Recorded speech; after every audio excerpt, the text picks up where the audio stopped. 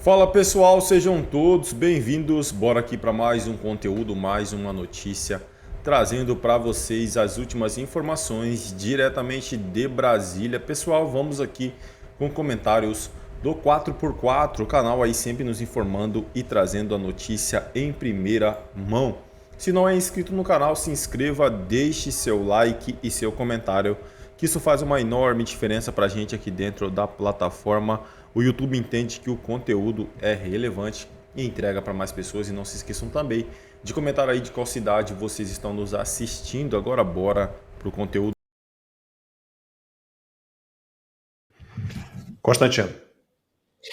Eu vou pegar exatamente daí, deputado. Sim, a gente olha assustado, né, para algumas coisas de rede social.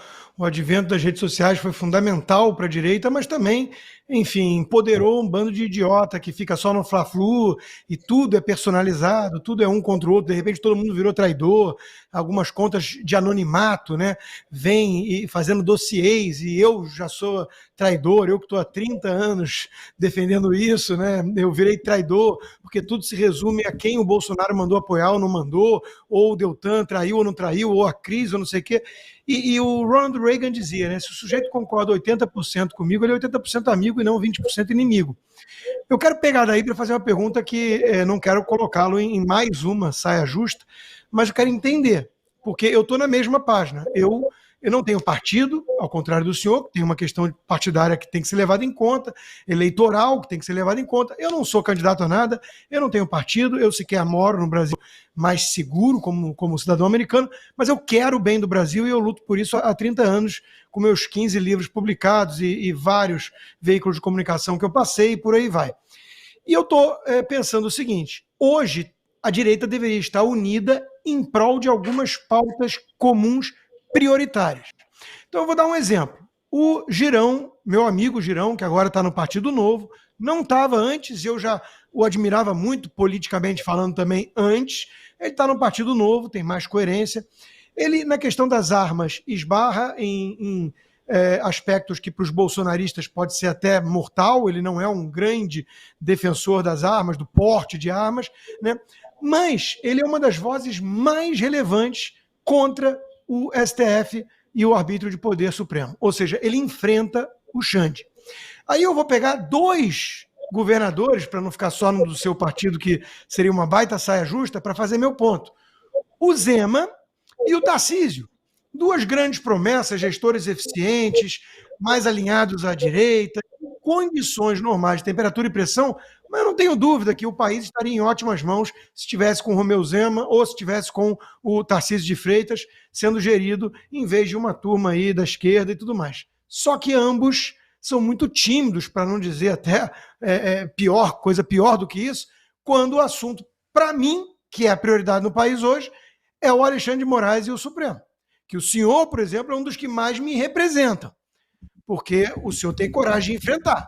Mas eu não vejo o governador Zema ou o Tarcísio fazendo isso. Como é que fica para 2026? Como é que fica para a pergunta que o Luiz fez, para a gente sair dessa arapuca? Porque a gente precisa priorizar isso. Isso é a pauta número 1 do Brasil hoje. Resgatar nossas liberdades básicas e a democracia. Eu fico com medo se a direita vai ter um representante que é um gestor eficiente, mas não liga para isso nem para a agenda da guerra cultural que o senhor mesmo mencionou como a mais importante. E aí? Quais são os nomes? Como é que a direita vai chegar unida em torno de um nome que entenda essa prioridade, deputado? Não, perfeito, Constantino. Nós precisamos ter essa consciência da direita em geral. Agora eu preciso puxar a bola para o meu campo, não é longe de mim, deixar de analisar o cenário global. A minha concepção, todos precisam ter essa consciência dos abusos de autoridade do Alexandre de Moraes e das conversas que eu tive com o Zema. Ele tem não apenas completa consciência, como ojeriza também aquilo que está acontecendo hoje no Supremo Tribunal Federal. Ele é mais próximo. O Tarcísio certamente tem suas interlocuções com os parlamentares, enfim, de São Paulo, mais próximos dele, do partido dele, mas eu vou puxar a bola para o nosso campo da oposição na Câmara dos Deputados, que é onde eu preciso jogar e preciso estar no dia a dia. A gente precisa ter uma união maior da oposição em torno desse tema. Eu acho fundamental. Amanhã eu vou fazer um levantamento junto com a assessoria, porque, como eu disse, né, Tudo bem que alguns deputados ainda não se manifestaram, estão em campanha, senadores, etc. Mas isso aconteceu na quarta-feira comigo, certo? Porque eu fiquei sabendo, na verdade, porque a intimação da Polícia Federal veio na sexta-feira do dia 3 de outubro. E eu acabei só sabendo mesmo, tendo acesso ao inquérito, na última terça-feira, perdão. Deixa eu ter certeza que isso foi terça ou quarta-feira. Foi terça-feira de madrugada. Enfim, então, desde lá até domingo, já é tempo suficiente para a gente ter uma manifestação de todos os deputados, ou pelo menos uma consciência do que está acontecendo. Então, Rodrigo, até porque não é só governador que pode ser candidato à presidência da República, e deputados podem não ser candidatos eventualmente ao cargo maior, como também a senador na próxima eleição. Eu quero entender melhor, amanhã já solicitei a minha assessoria fazer esse levantamento, quem foi que falou, quem não falou, para a gente ter esse raio-x da Câmara, porque uma coisa é o governador ou algum detentor de poder executivo se manifestar ou não se manifestar. Outra coisa é o parlamentar, que precisa falar, que tem como função maior e defender tanto a imunidade parlamentar, como também defender o parlamento dos abusos de autoridade, não dizer o que deve dizer.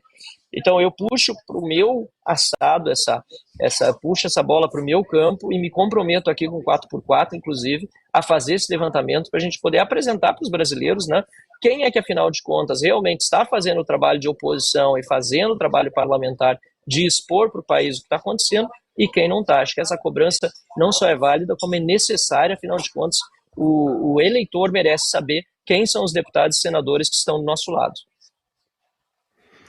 Gente, eu preciso liberar o deputado Marcel Van Hatten, a gente tinha prometido STF. Né? Em reportagem publicada nessa semana, o jornal americano The New York Times fez uma longa análise dos movimentos do Supremo Tribunal Federal no Brasil desde 2019 e questionou se a Corte está salvando ou ameaçando a democracia.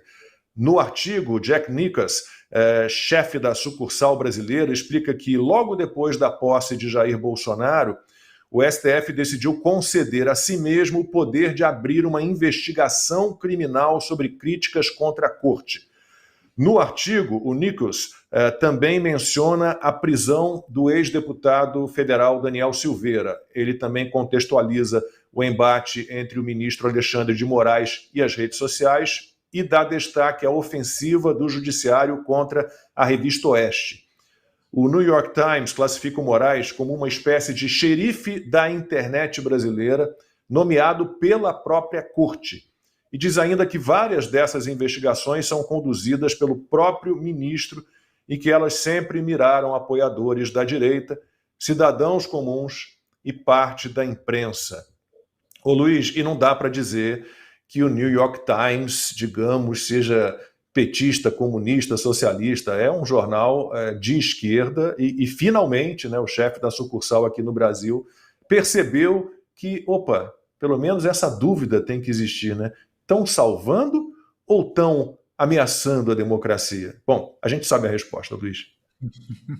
A gente sabe bem a resposta, é bem complicado a gente dar essa resposta e isso já diz muito sobre a nossa democracia, né? Quando a gente tem medo de criticar ou de dar opinião sobre os nossos servidores públicos, né? Sobre esse pessoal que, por estar muito em evidência, ele tem que estar preparado para receber críticas, né?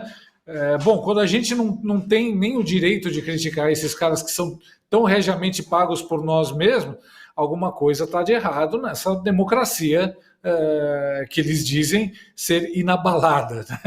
Eu acho que a nossa democracia tem mais a ver com a democracia que o Lula descreveu sobre a Venezuela recentemente, quando pressionado ele chamou de uma democracia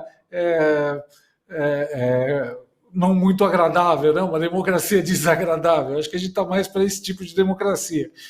Então, mas é surpreendente mesmo, porque é o New York Times quem está falando isso. A gente já recebeu alguns sinais nos últimos meses da grande imprensa, da velha imprensa, e muitas vezes a imprensa alinhada com a esquerda, demonstrar que não está feliz com o desempenho do STF, está achando que o Alexandre de Moraes está ultrapassando alguns limites, sim. A gente viu, por exemplo, as próprias matérias do Glenn Greenwald na Folha de São Paulo, a Folha de São Paulo, que hoje é o maior jornal do Brasil, e que também é muito claramente um jornal com viés de esquerda, sempre se posicionou a favor, até pouco tempo atrás, sempre se posicionou a favor de todas os abusos de autoridade que estavam sendo cometidos contra a direita. Então, de repente, a gente viu a Folha de São Paulo fazendo matérias denunciando o Alexandre de Moraes. Alguns meses antes, o Estadão também já tinha dado essa guinada, né? A gente viu o Wall Street Journal lá fora também falando sobre o caso do Felipe Martins, entrando em detalhes, citando o Alexandre de Moraes, já falando que o Brasil não era mais uma democracia, que o Alexandre de Moraes era um censurador. Então, o que a gente está vendo, né, são peças de um quebra-cabeça que a gente começa a colocá-las lado a lado, se encaixando, e vai formando um quadro que, a princípio, ao meu entender, está demonstrando que o sistema, ele meio que largou a mão do Alexandre de Moraes, pelo menos. O Wall Street Journal, mais do que um jornal de esquerda ou de direita ou financeiro, é um jornal do sistema, é um jornal lido pelas elites globais, pelos globalistas. O New York Times também, não só um jornal com viés mais de esquerda, mas é um jornal do sistema, que serve ao sistema.